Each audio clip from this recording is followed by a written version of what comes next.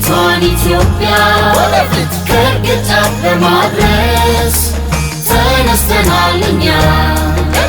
ለትውልድ ለማውረስ አዲሲቷን ኢትዮጵያ ወደፊት ከግጫፍ ለማድረስ ተነስተናል እኛ ለትውልድ ለማውረስ ብልጽግና ፓርቲያችን ብልጽግና ፓርቲያችን መከበር ነው መርሃችን አብሮ መበልጸግ ግባችን ብልጽግና ፓርቲያችን ብልጽግና ፓርቲያችን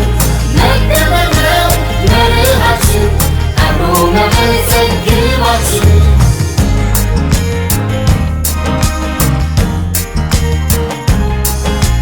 በዜጎቻችን ስብዕና ሰብአዊ ሆኖ